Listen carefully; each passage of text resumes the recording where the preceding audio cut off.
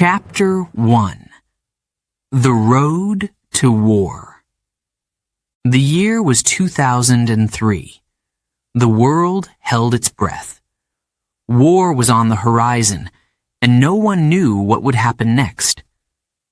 The United States accused Iraq of hiding something dangerous, something that could destroy entire cities.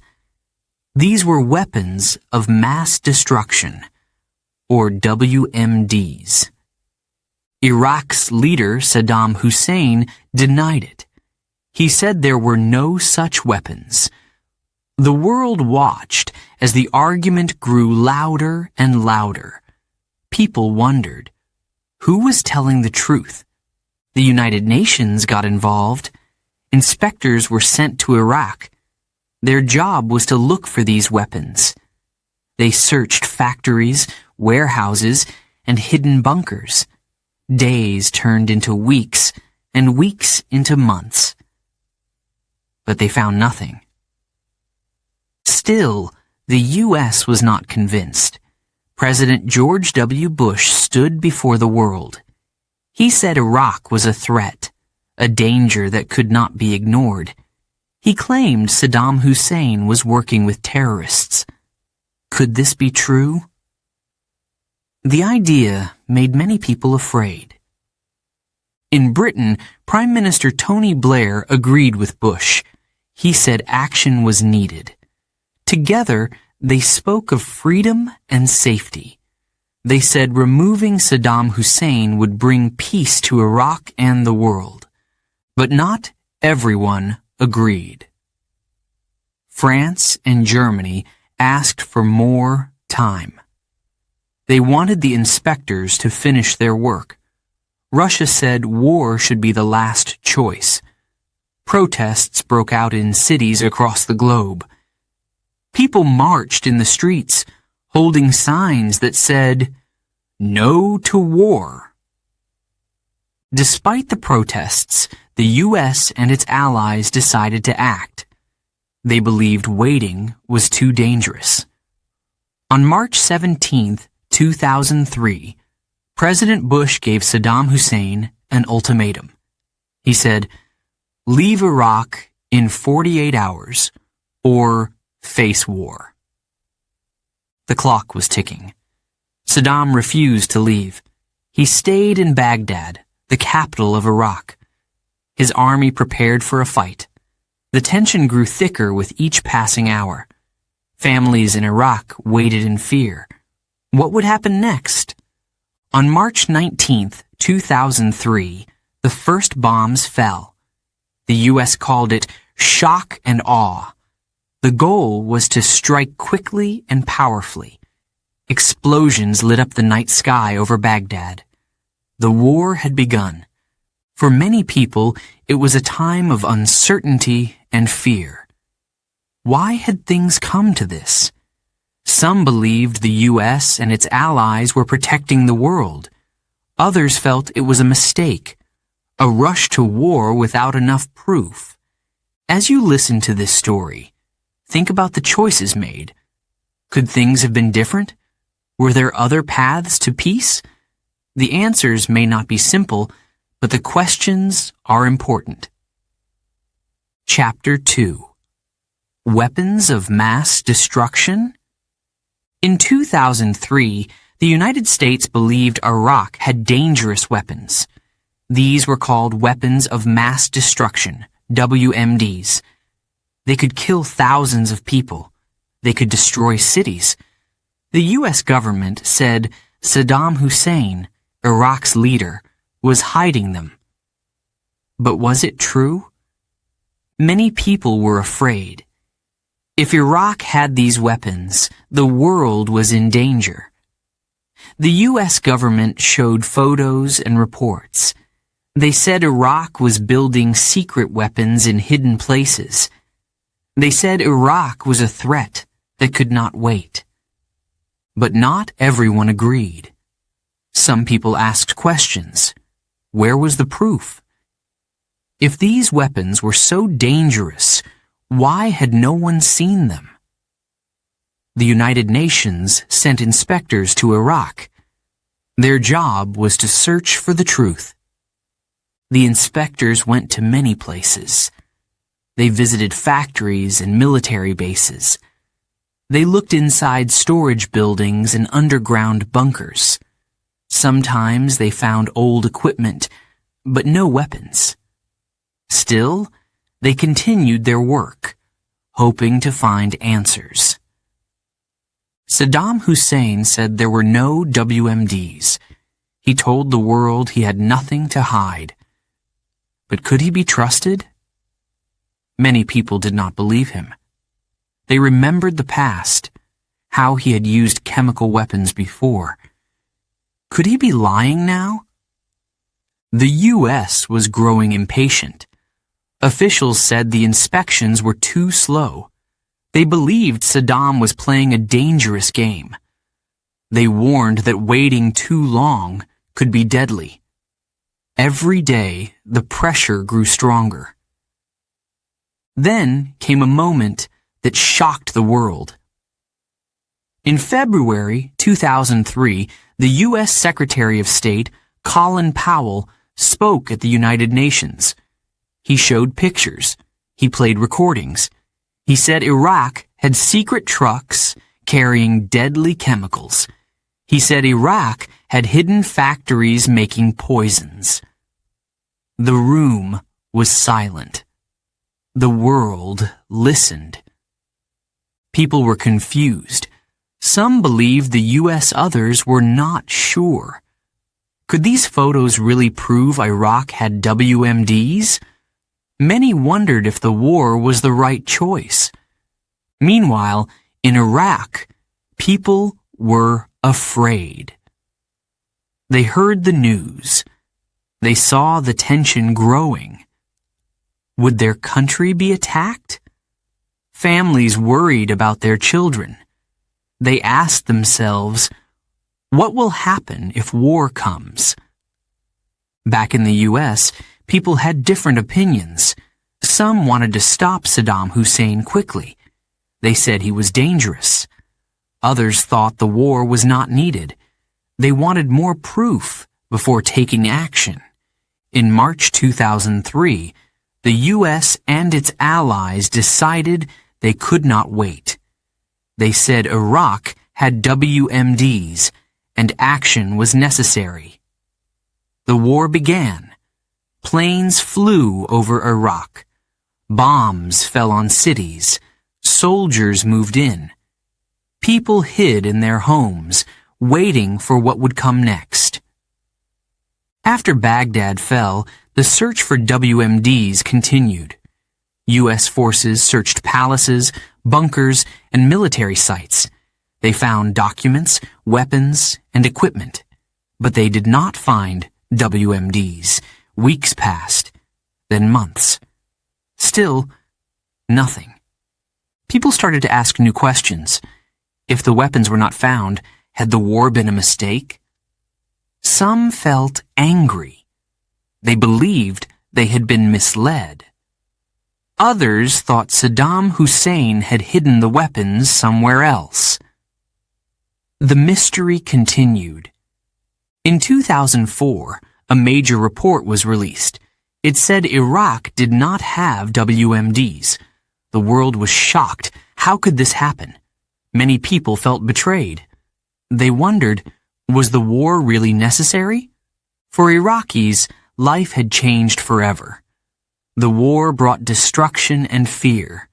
Families lost their homes. Cities were damaged. The search for WMDs had led to a war that changed their lives. In the U.S. and around the world, people debated.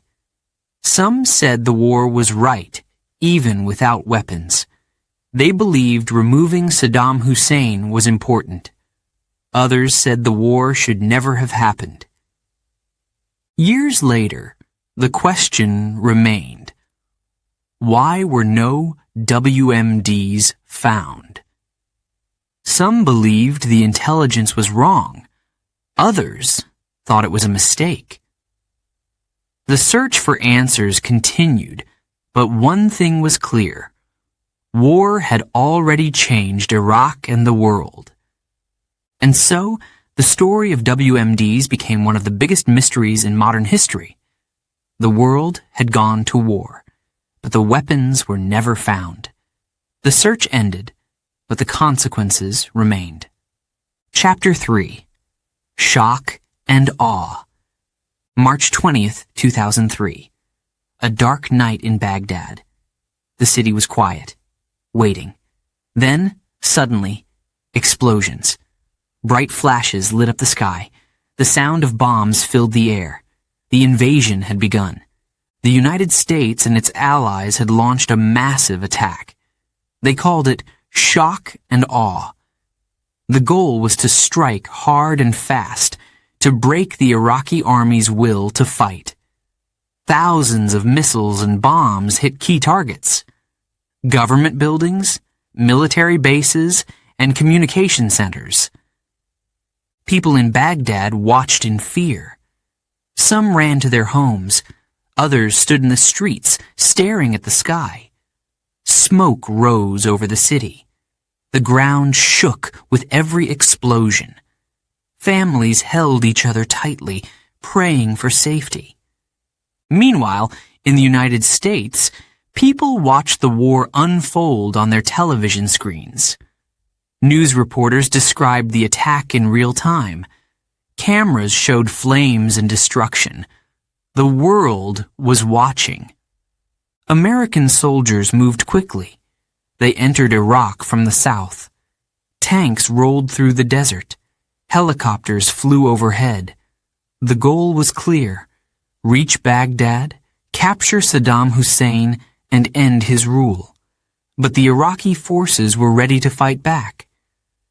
In the early hours, resistance was light. Some Iraqi soldiers surrendered without a fight. Others fled, disappearing into the night. But not everyone gave up. In some cities, Iraqi troops fought hard. They fired rockets and machine guns at the advancing forces. The battle had begun. As the U.S. troops moved forward, they faced another challenge: the desert. Sandstorms covered the sky in thick, orange dust. It was hard to see, hard to breathe. Soldiers struggled to move through the choking air. But they pushed on, step by step. Baghdad was the main target. The city was heavily defended. The streets were lined with soldiers, weapons, and barricades. Saddam Hussein's government promised to fight until the end. His voice echoed on Iraqi television, urging his people to resist. But the U.S. forces were strong. They had advanced weapons, fast-moving vehicles, and years of training. Slowly, they moved closer to the capital. The streets of Baghdad grew more dangerous. Gunfire erupted from buildings. Snipers hid on rooftops. Every street became a battlefield. In the heart of the city, fear and confusion spread. Some people wanted the Americans to come. They hoped for freedom and a better future. Others were angry. They saw the invasion as an attack on their homeland. Families packed their belongings and fled the city. Roads were filled with cars, bicycles, and people on foot. As days passed, the Iraqi government began to crumble. Key leaders disappeared. Communication broke down. Chaos spread across the city. Looters broke into stores and government buildings. Baghdad was falling apart. Then came a moment the world would never forget. On April 9, 2003, U.S. troops entered Baghdad's main square. In the center stood a giant statue of Saddam Hussein. Soldiers threw ropes around it. They pulled and pulled until finally the statue crashed to the ground. People cheered. Some climbed on the statue, waving flags. Others hit it with their shoes, a symbol of anger and revenge. The world watched as a powerful symbol of Saddam's rule was destroyed. But the war was not over. Saddam Hussein was still missing. His loyal fighters had not given up. In the days that followed, gunfire and explosions continued.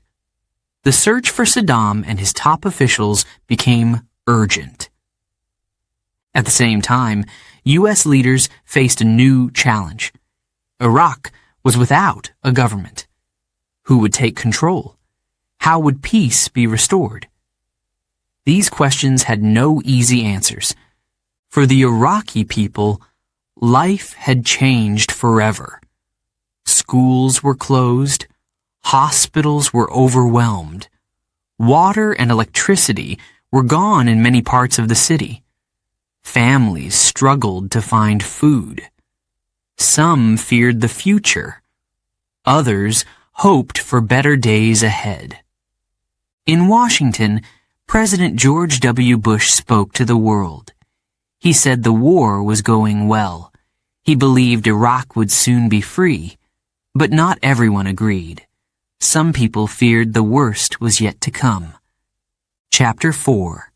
The Fall of Baghdad. April 2003. The world watched as U.S. forces reached Baghdad. The city, once full of life, was now filled with smoke and fear. Streets were empty. Shops were closed. Families stayed inside, waiting for what would happen next. After weeks of bombing, the Iraqi army could not stop the U.S. troops. They entered Baghdad quickly. Tanks rolled through the streets. Soldiers walked carefully, their eyes scanning every building. In some places, there was silence. In others, there was gunfire.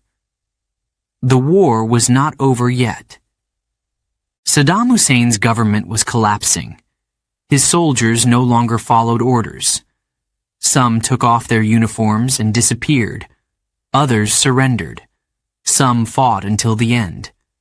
But it was clear, the government was falling apart. On April 9th, something incredible happened. U.S. soldiers gathered in Ferdo Square, a famous place in Baghdad. In the middle of the square stood a huge statue of Saddam Hussein. For years, it had been a symbol of his power. Now, people were ready to see it fall. Iraqis gathered around the statue.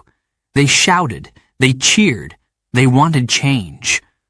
A group of men climbed onto the statue. They tied a rope around its neck. Slowly, they pulled, but the statue did not move. Then, an American tank arrived.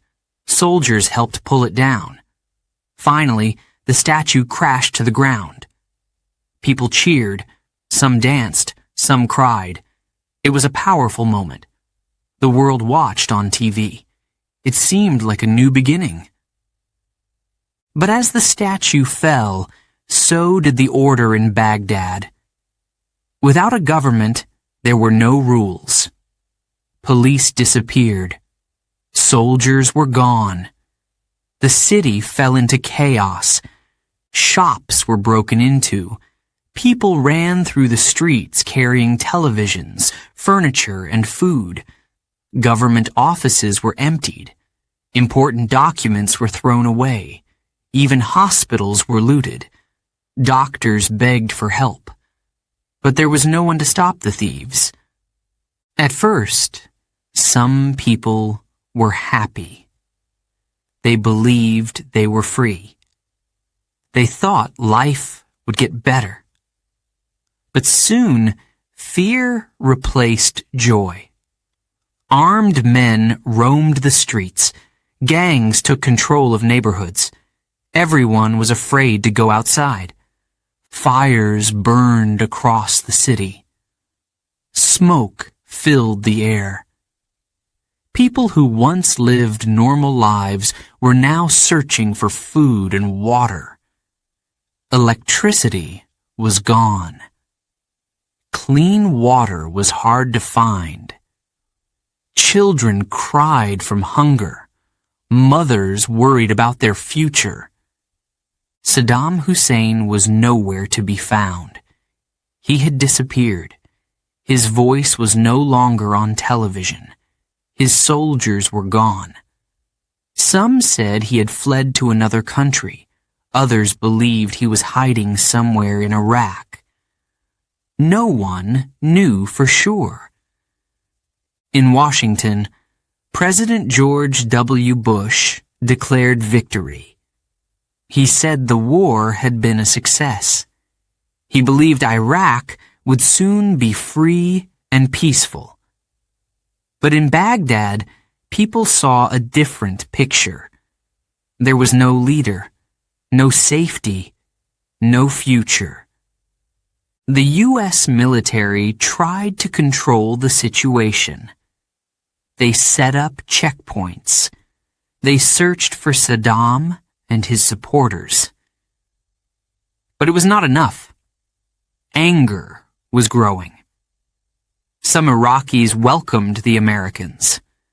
Others saw them as invaders. The tension in the city grew every day. Religious and political groups took advantage of the chaos. Some wanted power. Others wanted revenge. Old enemies fought each other. Baghdad, once united, was now divided. In the middle of all this, ordinary people suffered the most. They wanted peace. They wanted their lives back. But all they could do was wait. The fall of Baghdad was not just the fall of a city. It was the fall of an entire system. For years, Saddam Hussein had ruled with fear. Now he was gone, and the future was uncertain. In the following weeks, U.S. forces searched for Saddam everywhere. They went to his palaces. They searched tunnels and underground bunkers. But he had vanished. The mystery of his whereabouts added to the tension in Iraq. Meanwhile, the world watched closely. Some countries supported the war. Others said it was a mistake. People asked, was it worth it? What comes next? Days turned into weeks. Weeks into months. Baghdad was still in chaos. The streets were dangerous. Fear was everywhere. And yet people tried to rebuild their lives. Some opened small shops. Others cleaned up the broken streets. They had hope, but they also had doubts. The fall of Baghdad was a turning point. It was a moment of change, filled with hope and fear. Some believed Iraq would finally be free. Others feared that the worst was yet to come. Chapter 5. A Leader in Hiding. April 2003. Baghdad had fallen. Saddam Hussein was gone. His government had collapsed, his army had vanished, and his palaces were empty. But one question remained. Where was he? The U.S. military searched everywhere. They searched palaces, bunkers, and military bases. They searched deep in the desert, in cities, in small villages. But there was no sign of Saddam. The world waited. People wondered, had he escaped? Was he hiding in another country? Or was he still in Iraq, watching and waiting? The U.S. called him a wanted man. Posters with his face were everywhere. A reward was offered, $25 million for information leading to his capture. Some Iraqis wanted to help. Others still supported him. In the months after the fall of Baghdad, rumors spread. Some people said they had seen him in the mountains. Others claimed he was in Syria. Some believed he had disguised himself and was living among ordinary people. But the truth was, Saddam was still in Iraq. He was moving from place to place, staying one step ahead of the soldiers looking for him. He traveled at night, avoiding roads, hiding in homes of loyal supporters. The search continued. The U.S. used special forces, intelligence agents, and high-tech equipment. They followed every lead. They listened to phone calls.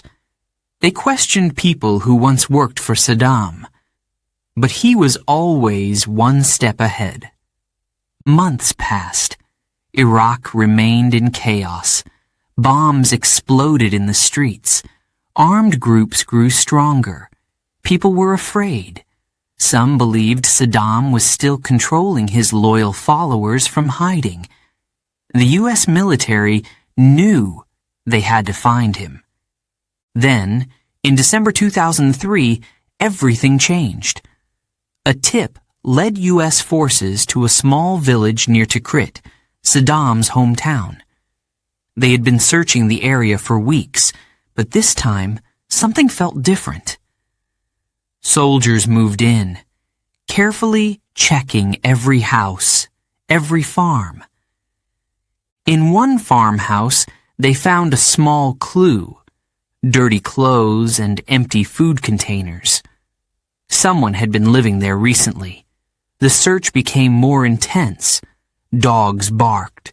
Soldiers moved quickly. Then one of them spotted something strange in the ground. It was a hole.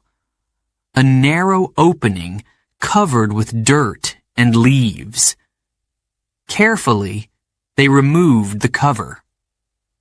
Below, in the darkness, was a tiny underground room. A man was inside. He had a long beard, messy hair, and tired eyes. It was Saddam Hussein. The once powerful leader, now dirty and weak, was hiding underground in a tiny space no bigger than a closet. He had no weapons. He had no soldiers. He was alone. The soldiers called it the spider hole. It was small, dark, and cold.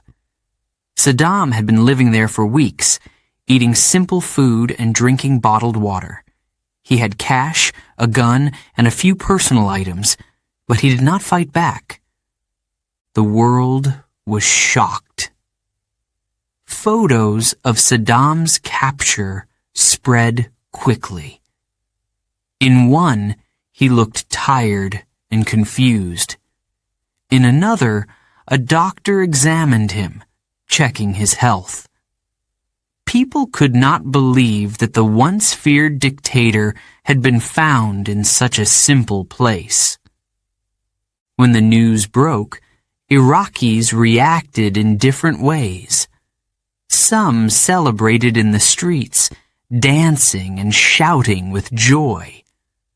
Others felt afraid, wondering what would happen next. Would there be more violence? Would Iraq finally find peace? In the U.S., President George W. Bush spoke to the nation. He said, "The tyrant is captured. The war in Iraq is one step closer to victory." But even with Saddam in custody, the violence in Iraq did not stop.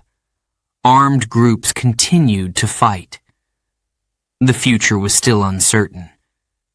After his capture, Saddam was taken to a secret location. He was questioned for hours. The world wanted answers. Where were the weapons of mass destruction? Why did he start the war? But Saddam remained silent. He showed no fear. Over the next months, he was held in a guarded prison. He was given food, clothes, and books. But he spent most of his time alone, thinking about his past and his future. he still believed he was Iraq's true leader. Finally, in 2004, Saddam was put on trial. The world watched as he stood in court, dressed in a simple suit, no longer the powerful man he once was. He was accused of crimes against his own people, torture, murder, and war crimes. Many Iraqis wanted justice. They remembered the years of fear under his rule.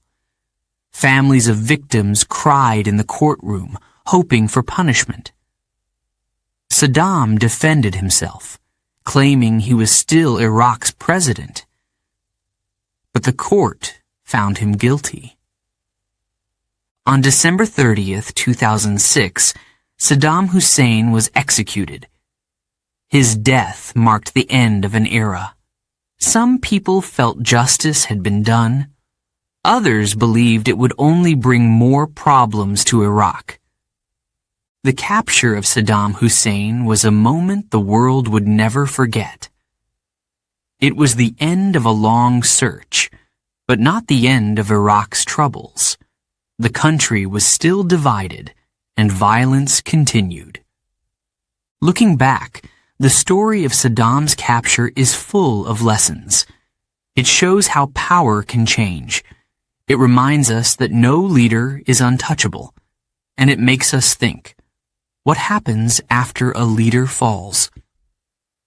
Before we begin, Chapter 6, a quick note for our listeners. You're currently listening to this audiobook on WooEnglish. Remember, this content is specially made for WooEnglish listeners only. If you're hearing it on any other channel, it may be a violation of WooEnglish's rights. Please ensure you're tuned into the right source to fully enjoy and respect this audiobook journey. Now, let's continue the story. Chapter 6, A Country in Chaos. After Saddam Hussein was captured, many people thought Iraq would become peaceful. They hoped for a better future. They dreamed of freedom and stability. But things did not go as expected. Without a strong government, Iraq fell into chaos. There were no clear leaders. There were no clear rules. Different groups wanted power. Some wanted to control cities. Others wanted to control oil and money. Iraq was breaking apart. Violence spread across the country. Bombs exploded in markets, on roads, and near schools. People were afraid to leave their homes. At night, gunshots echoed through the streets. Every day, more and more people were killed or injured. The U.S. Army tried to bring order. They set up checkpoints. They trained new police officers and soldiers. But the situation was difficult. Many Iraqis did not trust the new government. Some saw the U.S. troops as occupiers, not helpers. Armed groups started to fight. Some groups were loyal to Saddam Hussein. They wanted him back. Others wanted revenge for years of suffering. There were also religious groups, Shia and Sunni Muslims, who began fighting each other. Old tensions grew worse. People who once lived side by side became enemies. Neighbors turned against each other. Families left their homes to escape violence. Cities that were once full of life became battlegrounds. In the streets of Baghdad, life became dangerous. Car bombs exploded without warning. Militias set up roadblocks. They asked people who they were and where they were going. Fear was everywhere. The Iraqi people felt trapped. Some wanted to help rebuild their country. Others wanted to escape. Many families packed their bags and left for safer places. Those who stayed had to live with fear and uncertainty. Meanwhile, outside forces took advantage of the chaos. Terrorist groups like Al-Qaeda entered Iraq. They saw an opportunity to spread their influence. They recruited young men who had lost everything. They promised them power and revenge. The U.S. military faced a new enemy, one they had not expected. Suicide bombers targeted military bases. Convoys were attacked on highways. It became clear the war was not over. It was changing into something bigger and darker. Political leaders tried to form a new government. Elections were held. Leaders made speeches. Promises were made. But the people did not feel safe. Trust was hard to find. For ordinary Iraqis, life was a struggle. Finding food, water, and medicine became harder every day. Electricity was often cut. Schools were closed. Hospitals were overwhelmed. Mothers worried for their children. Fathers feared they would not return home safely. Many wondered, was life better under Saddam? Some said yes. Others said no. But one thing was clear. Iraq was no longer the same country. In Washington, leaders debated what to do. Some believed more troops were needed. Others thought it was time to leave Iraq. The world watched closely, waiting to see what would happen next. In the midst of this chaos, hope still existed. Some Iraqis worked to rebuild their communities. Teachers reopened schools, even with little supplies. Doctors treated the wounded despite the dangers. People still dreamed of peace. Religious leaders called for calm. Community leaders tried to bring people together. But violence was stronger. It seemed like peace was slipping away. Iraq's oil, once its greatest strength, became a reason for more conflict. Armed groups fought over oil fields and pipelines. Smugglers made money from the black market. The economy suffered. Jobs disappeared. Poverty increased. Children who once went to school were now learning to survive in a war zone. Young boys carried guns instead of books. Girls stayed inside, afraid of being kidnapped. The future looked uncertain. Despite the danger, the U.S. military continued its mission. They searched for insurgents. They built new bases. They tried to train the Iraqi army. But progress was slow. Years passed, and the violence continued. Some days were calm. Other days were filled with bloodshed. People asked, when will it end? When will Iraq be safe again? The fall of Saddam Hussein was supposed to bring freedom. Instead, it brought confusion. Iraq had no direction, no leader, no peace. As the conflict dragged on, the world started to lose interest. News stations focused on other stories. But for the people of Iraq, the war was not over. It was their daily life. This chapter in Iraq's history is full of pain and loss. But it is also a story of strength, a story of survival, a story of people who refuse to give up hope, even in the darkest times. The chaos in Iraq showed the world how hard it is to rebuild a country after war. It showed how fragile peace can be. It taught important lessons, but at a great cost. Even today, Iraq is still trying to recover. The scars of war remain, but the people continue to fight for a better tomorrow. They still hope for peace. They still hope for a future without fear. Chapter 7.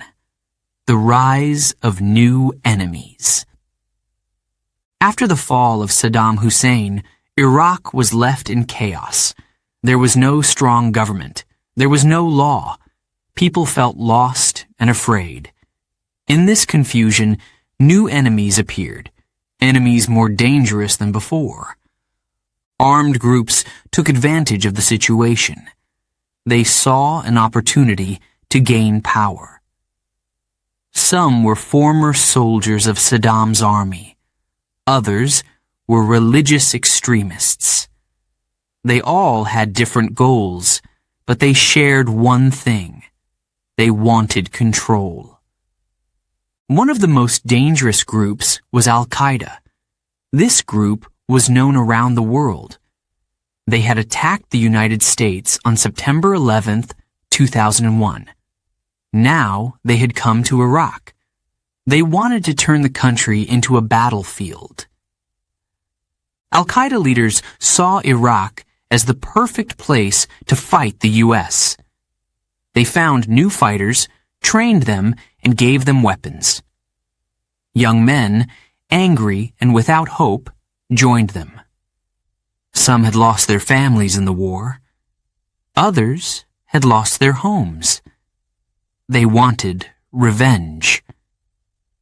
At first, Al-Qaeda operated in secret. They hid in small villages and deserts.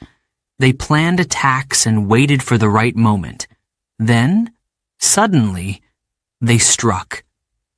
Car bombs exploded in busy streets. Markets were destroyed. Suicide bombers targeted police stations and government offices.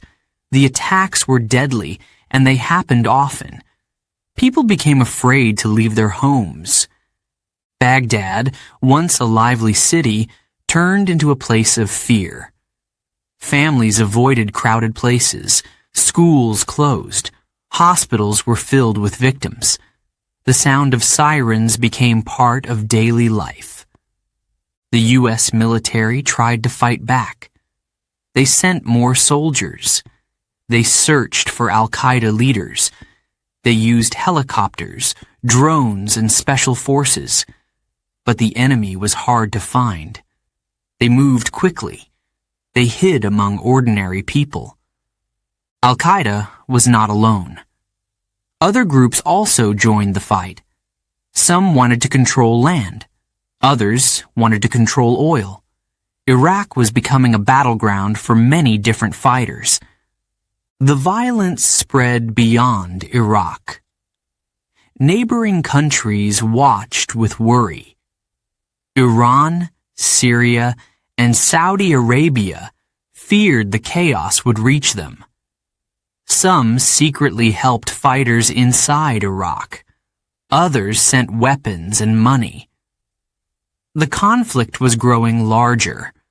For the Iraqi people, life was difficult. They faced danger from all sides. Some joined militias to protect their families. Others tried to leave the country, searching for safety in other lands. The rise of new enemies created deep divisions in Iraq. People who once lived together peacefully now saw each other as enemies. Sunni and Shia Muslims, who had different beliefs, started fighting each other. Friendships were broken, communities were divided. Al-Qaeda used these divisions to grow stronger. They spread fear through social media and propaganda. They told people they were fighting for justice. They promised power and revenge. Many believed them. The war was changing. It was no longer just about Iraq. It was about power, religion, and control. The world watched in shock as Iraq fell deeper into violence. Despite the danger, some Iraqis tried to resist. Brave police officers and soldiers fought back. Community leaders called for peace. Religious leaders asked people to stay calm. But it was not easy. The new enemies were everywhere. In 2006, a major attack shocked the world. A famous religious shrine in Samara was bombed. The explosion destroyed part of the holy site. The attack made people even more angry. Violence increased. Revenge attacks followed. The U.S. realized they needed a new plan. They sent more troops and worked with local Iraqi leaders. They called it the surge. More soldiers meant more security. For a time, the violence decreased, but it was not enough to stop Al-Qaeda completely. Al-Qaeda changed its strategy. They hid deeper, used different tactics, and waited for their chance to rise again. They were patient. They were determined. Years later, another group emerged from the chaos. They called themselves the Islamic State, or ISIS. They were even more brutal than Al-Qaeda. They wanted to create their own country. Their fighters took over cities and ruled with fear. The invasion of Iraq had opened the door to these new threats. The war that started in 2003 was not over. It had only changed shape. The rise of new enemies showed how quickly war can grow. It showed how difficult it is to bring peace once violence has begun. Iraq had become a place of endless conflict. As you listen to this story, think about how chaos creates opportunities for dangerous people. Think about the choices leaders must make to stop violence before it spreads. Iraq, once full of hope, was now full of fear. But the people had not given up. They still dreamed of peace. They still wanted a future without war. The rise of new enemies had changed Iraq forever, but the fight for peace was not over yet. Chapter 8. The Middle East. Shaken. The invasion of Iraq in 2003 did not only change Iraq. It changed the entire Middle East. The effects spread like ripples in water, touching every country in the region. Old rivalries grew worse. New conflicts began. Fear and uncertainty spread across borders. Before the war, Iraq was ruled by Saddam Hussein. He was a strong leader, but he ruled with fear. He kept his enemies under control.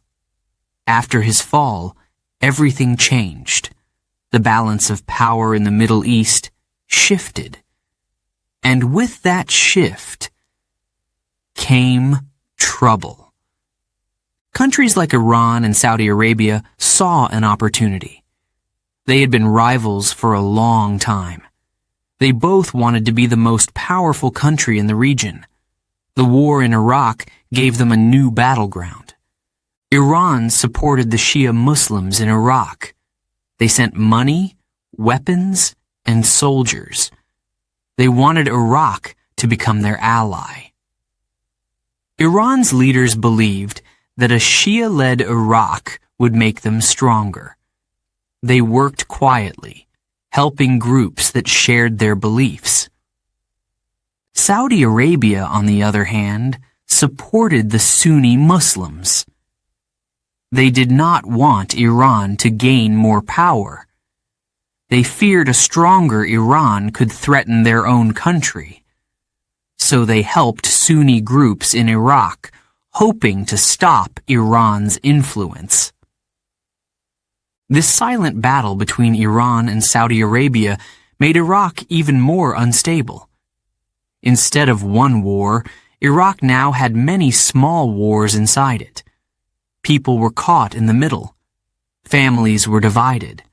Friends became enemies. The war also affected neighboring countries in other ways. Millions of Iraqis fled their homes. They crossed into Syria and Jordan. Refugee camps grew crowded. Countries struggled to help so many people. The war was no longer just Iraq's problem. It was everyone's problem.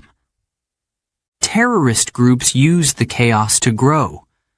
Al-Qaeda spread its ideas beyond Iraq. It inspired people in other countries. Attacks happened in cities like Riyadh, Amman, and Beirut. People felt unsafe, even far from the war. In Syria, the government watched closely. They feared the U.S. might invade them next. Syria's leaders increased their military power. They prepared for the worst. In Turkey, leaders worried about their border. Kurdish groups in northern Iraq were gaining strength. Turkey feared they would demand independence and cause trouble inside its own borders. Across the region, leaders made new decisions. Some formed alliances. Others prepared for war. Everyone felt the tension. The invasion of Iraq had changed everything. Meanwhile, oil prices went up. Iraq had some of the largest oil reserves in the world. The war made it difficult to produce oil. This affected the global economy. Countries that depended on oil, like the U.S. and China, felt the impact. Gasoline became more expensive. Businesses struggled. In Israel and Palestine, the situation became more tense. Some groups used the war as an excuse to attack. The region became even more unstable. The war also changed how people in the Middle East viewed the United States. Some believed the U.S. came to help. Others thought it was an invasion for oil and power. Protests broke out in several countries. The Middle East was divided more than ever. The invasion created a ripple effect that did not stop. It led to more wars, more suffering, and more uncertainty. The dream of peace seemed far away. Despite the problems, some people tried to stay hopeful. In Iraq, leaders worked to rebuild. In other countries, people prayed for a better future. They hoped that one day the region would find stability. The Middle East, once a place of rich culture and history, was now a region of conflict and fear. The war had opened old wounds and created new ones.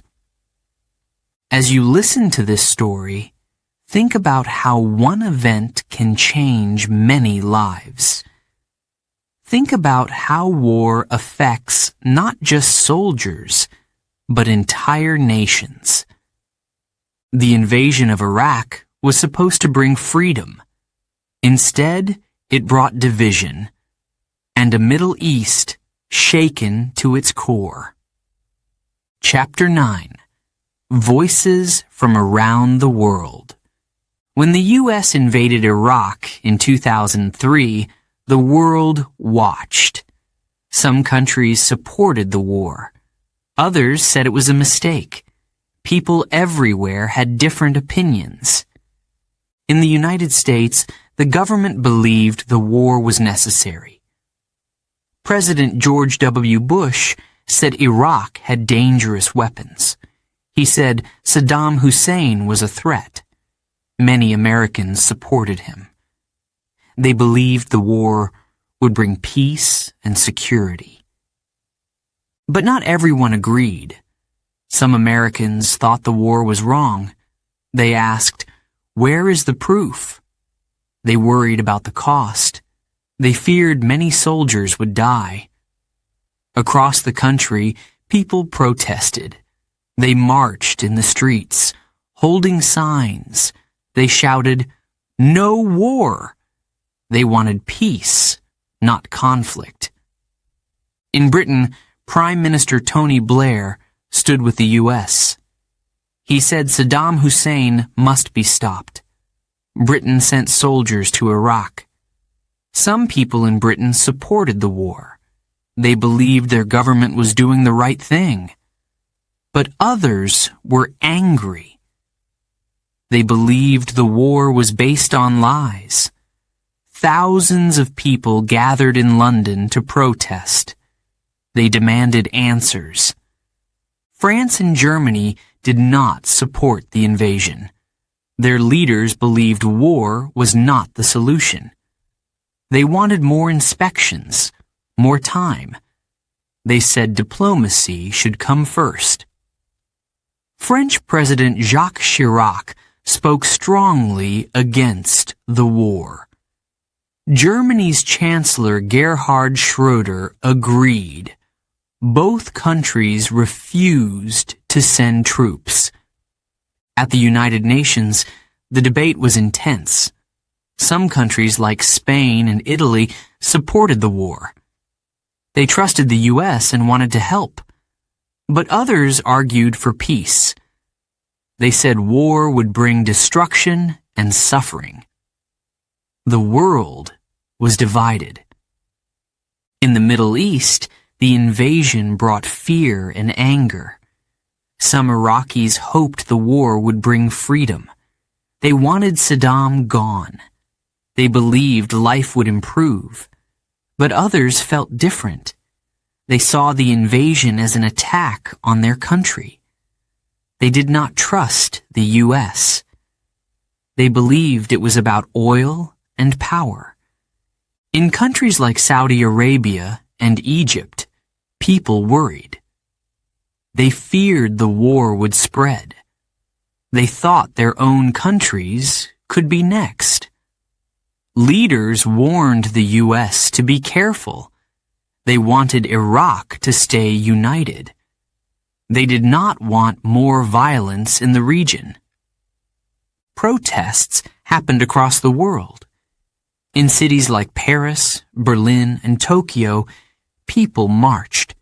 They held banners saying, "No blood for oil." Millions of people came together to speak against the war.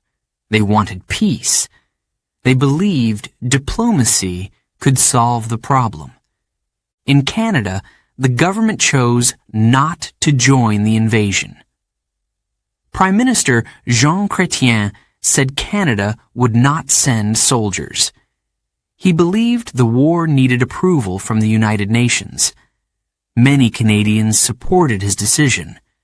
They felt proud that their country stood for peace. The reactions in Africa and Asia were mixed. Some governments supported the U.S. They wanted to stay allies. Others stayed silent. They did not want to take sides.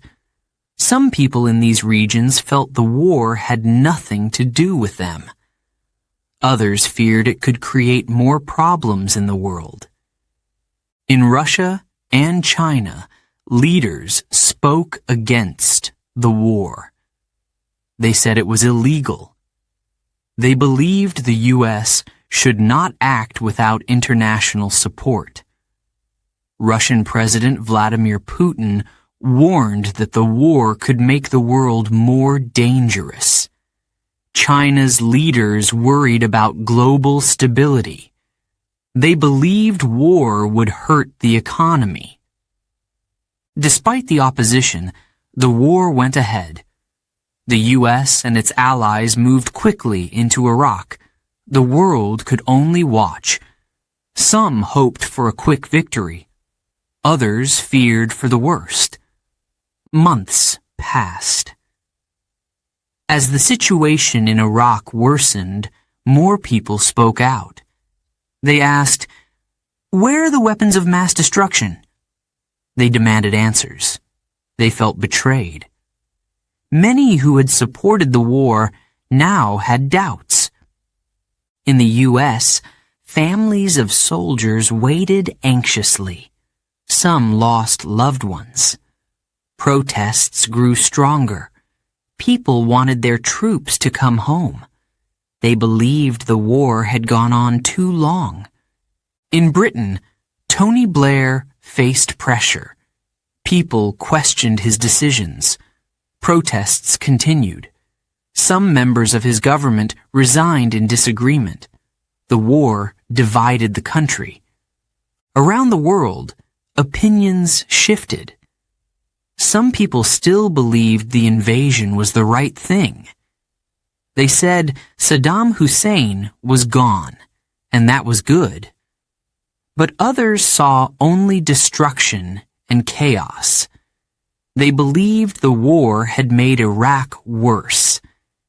Media played a big role. Television, newspapers, and the internet showed images of bombed cities and suffering people. The world saw the reality of war. They saw the faces of children caught in the violence. Hearts broke. Opinions changed. Years later, the debate continued. People asked, was it worth it? Some said yes. They believed Iraq had a chance for a better future. Others said no. They believed the war had created more problems than it solved. The invasion of Iraq was a moment that changed the world. It showed how divided people could be. It showed how difficult decisions in war can be. As you listen to this story, think about the voices from around the world. Think about the questions they asked. What would you have done? Would you have supported the war or stood against it? The world reacted in many ways, but one thing was clear. No one would ever forget the war in Iraq. Chapter 10. The Cost of War. War always comes at a price. The invasion of Iraq was no different. It changed lives forever. For Iraq, it meant cities destroyed, families broken, and dreams lost. For the U.S. and its allies, it meant soldiers killed, billions of dollars spent, and a long, painful struggle. When the war began in 2003, many people hoped for a quick victory. They believed Iraq would soon find peace. But as the months passed, the situation grew worse. Fighting continued. Bombs exploded in crowded streets. Soldiers and civilians lost their lives every day. In Iraq, the cost of war was everywhere. Homes were destroyed, markets were empty, schools were closed, families lived in fear. Many had to leave their homes and move to safer places. Some never returned. Hospitals were overwhelmed. Doctors struggled to treat the injured. There were not enough medicines. Many people suffered from wounds, both physical and emotional. Children were scared. Parents worried. The future seemed dark. The war took lives. Thousands of Iraqi civilians died. Many were caught in crossfire. Others died from airstrikes, car bombs, or fighting between armed groups. Each life lost was a story. Someone's father, mother, or child. For U.S. and Allied soldiers, the cost was also high. Thousands lost their lives in battle. Families back home waited for news, hoping their loved ones were safe. Some soldiers returned home with serious injuries. Others suffered from trauma, haunted by what they had seen. The financial cost of the war was massive. The U.S. government spent billions of dollars on weapons, equipment, and military operations. Every day, planes flew, tanks moved, and supplies were delivered.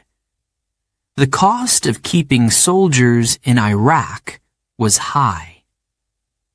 Rebuilding Iraq was another challenge. Roads, bridges, and power plants had been destroyed. Water was not always clean. Electricity was unreliable. The U.S. and other countries tried to help, but progress was slow. Corruption and violence made rebuilding difficult. For many Iraqis, life became a daily struggle. Finding food was hard. Getting a job was almost impossible. People wanted stability, but war made it difficult. Some felt hopeless. Others tried to stay strong. The psychological cost of war was heavy. People lived with fear every day. They worried about their children, their homes, and their future. Soldiers, too, carried the burden. Many struggled to forget the horrors they had seen. Some found it hard to return to normal life. Years passed, but the war left deep scars. Some cities never fully recovered. Families who lost loved ones still felt the pain. The war had changed Iraq forever. In the U.S., the cost of war was felt in different ways. Many people questioned if it was worth it. They asked if the money spent could have been used for schools, hospitals, or other needs. They wondered if the loss of lives had brought any real change. Politicians debated. Some said the war was necessary to remove Saddam Hussein. They believed Iraq would be better without him. Others disagreed. They said the war created more problems than it solved. The global impact of the war was also great. Oil prices rose. The world economy was affected. Other countries feared the spread of conflict. The invasion of Iraq had consequences far beyond its borders. For the soldiers who survived, life was not easy. Many returned home, but they felt different. They struggled with memories of war. Some found it hard to find work. Others could not sleep without nightmares. For the Iraqi people, the war brought lasting pain. It divided communities. It created new enemies. It forced people to make difficult choices, stay and fight, or leave and start again. Despite the pain, some people never lost hope. Iraqis tried to rebuild their lives. They opened small businesses. They helped their neighbors. They sent their children to school. They dreamed of a better future. The cost of war is not just money. It is not just buildings destroyed. It is the loss of life, the loss of dreams, and the loss of peace. Looking back, the question remains, was the war worth it? Some say yes, others say no, but one thing is clear. The cost of war is always high. As you listen to this story, think about what war really means. Think about the people who lived through it. Think about the lessons it teaches. The war in Iraq left a heavy burden. It affected soldiers, families, and entire communities. The cost of war will be felt for generations to come. Chapter 11. What did we learn? The 2003 invasion of Iraq taught the world many lessons. It changed how countries plan wars. It changed how leaders make decisions. It changed how people view war itself. At first, the invasion seemed simple. The U.S. and its allies believed they could remove Saddam Hussein quickly. They thought Iraq would welcome freedom. They thought rebuilding the country would be easy, but things did not go as planned. One important lesson was that war is never easy. Removing a leader is only the beginning. After Saddam Hussein was gone, Iraq fell into chaos. There was no clear government. There was no safety. Armed groups fought for power. The lesson was clear. Winning a war is not just about defeating an army. It is about rebuilding a country. Leaders learned that intelligence must be accurate. The U.S. went to war because they believed Iraq had weapons of mass destruction, but no such weapons were found. This mistake damaged trust. Many people felt they had been misled. Future wars would need better planning and stronger evidence. Another lesson was that war affects everyone. Soldiers fought on the battlefield, but families at home suffered too. Iraqi families lost their homes. American and Allied families lost their loved ones. The cost of war was higher than anyone expected. The invasion also showed the world the power of media.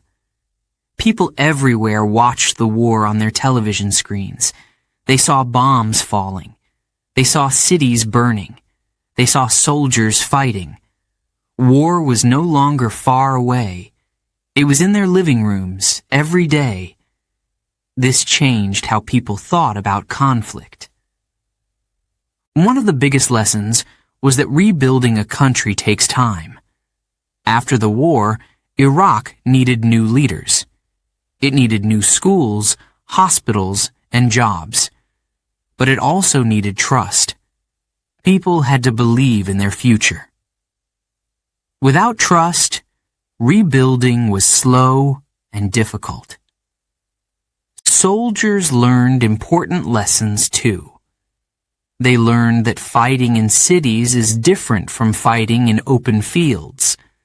They learned that working with local people is important. Winning hearts and minds is just as important as winning battles. The world also learned about the danger of division. After Saddam's fall, Iraq was divided. Different groups wanted power. Old rivalries became new conflicts.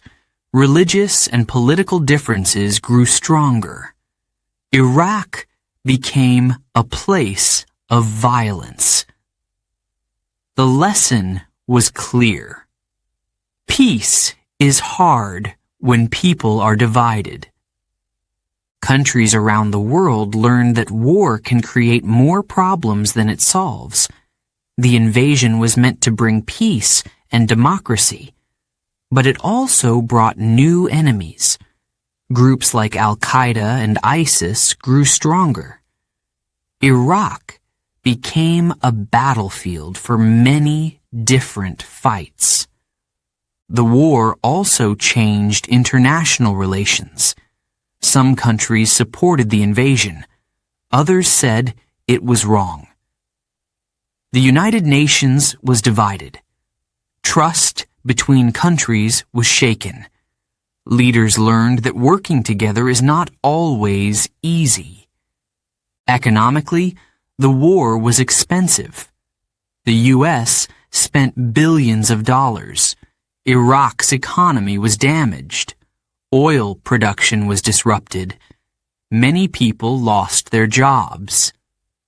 The lesson was clear. War is costly, not just in lives, but in money too. For Iraqis, the lessons were personal. They learned that war brings suffering, but also hope. Some people saw the war as a chance to build a better country. Others felt it destroyed their future. Different people learned different things. In schools, teachers spoke about the war. Children asked questions. They wanted to understand why their lives had changed. They wanted to know if things would ever go back to normal. The war taught them to value peace. The U.S. military learned new strategies. They learned that local knowledge is important. They worked with Iraqi leaders to bring stability. They understood that war is not just about fighting, it is about building relationships. Over time, governments changed their approach. They focused more on diplomacy. They used more intelligence and fewer weapons. They tried to solve problems before they turned into wars. Some leaders admitted their mistakes. They said they should have listened more. They said they should have planned better. These lessons helped shape future policies. Despite everything, Iraqis showed resilience. They kept moving forward. They built new homes. They started new businesses. They sent their children to school. They proved that even in the darkest times, hope can survive. The world also learned that peace is fragile. Even after the fighting stopped, violence could return. Peace is something that must be protected every day. Years later, people still ask, what did we learn from the Iraq War? The answers are different for everyone. Some say it showed the dangers of acting too fast. Others say it proved the need for strong leadership. For soldiers, it was a lesson in sacrifice. For families, it was a lesson in patience. For leaders, it was a lesson in responsibility. And for the world, it was a lesson in the true cost of war. As you listen to this story, think about what lessons you can take from it. Think about how war changes people, countries, and the world. The 2003 invasion of Iraq left many lessons behind. Some are painful, some are hopeful, but all of them are important for the future. Chapter 12. A War That Never Ends? Even years after the invasion, Iraq is still struggling. The war may be over, but its effects remain. Cities are rebuilding, but the scars of war are deep. Families are trying to move on, but memories of the past are not easy to forget. When the fighting stopped, many people thought peace would come. They hoped Iraq would become a strong and stable country, but the road to recovery has been long and difficult. Iraq's leaders faced many challenges. They needed to rebuild schools, hospitals, and homes. They needed to restore order and bring people together. But the damage was too great. The war had divided communities. Trust was broken. Violence did not disappear. Armed groups still caused trouble. Bombs exploded in markets and mosques. People feared for their safety. Even those who wanted peace had to live with danger. For many Iraqis, life was not easy. Some had lost everything, their homes, their families, their jobs. They tried to start over, but finding work was hard. Water and electricity were not always available. Prices were high. Hope was fading. The war had also left a new enemy in its wake. A group called ISIS rose from the chaos. They took over cities. They ruled with fear. The Iraqi army had to fight them. The battle was long and painful. Many people fled their homes once again. For the younger generation, the war was all they knew. They grew up hearing gunfire, seeing tanks, and living in fear. They wondered, would their country ever find peace? Despite these challenges, Iraqis have shown great strength. They continue to work hard. They refuse to give up. Many believe in a better future. They want to rebuild their country and their lives. In some parts of Iraq, life is improving.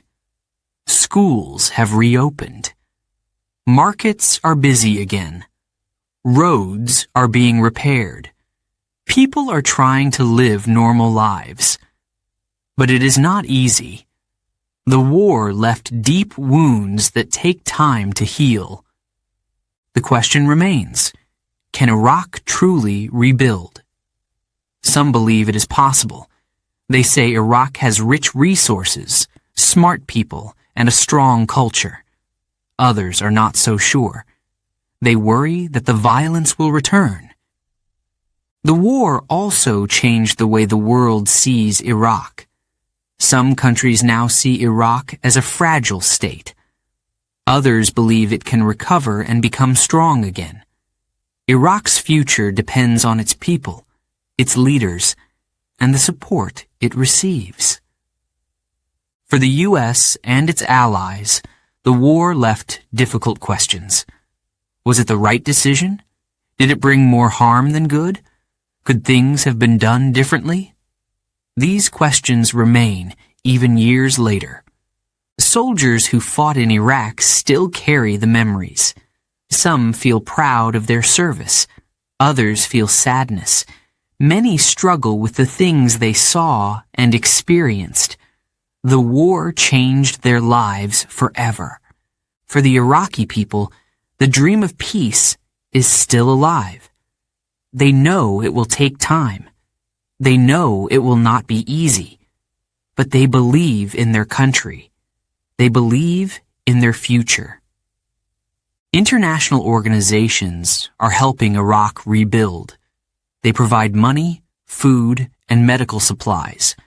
They support schools and hospitals. But real change must come from within. Iraq's leaders must work together. The Middle East also watches closely. Other countries fear that the violence in Iraq could spread. They hope Iraq will find peace and stability, but they know the challenges are great. Even today, Iraq faces many problems. Corruption is high. Trust in the government is low. Armed groups still exist. The journey to peace is long. But Iraq has a long history of strength. It has survived wars, invasions, and hardships before. Its people have always found a way to rebuild. They are determined to do so again. Looking to the future, Iraq stands at a crossroads. It can choose to learn from its past. It can choose to unite and rebuild. Or it can fall back into conflict. The choice is difficult, but hope remains. The story of Iraq is not over. The war changed everything, but the people are still writing their own future. They dream of a day without fear, a day when children can play outside without worry, a day when families can live in peace. As you listen to this story, think about the meaning of war. Think about its cost, its lessons, and its future impact. Can a country truly heal after so much pain? Will Iraq ever find lasting peace? The war in Iraq may have ended, but the struggle for a better future continues. And perhaps, with hope and determination, Iraq can rise again.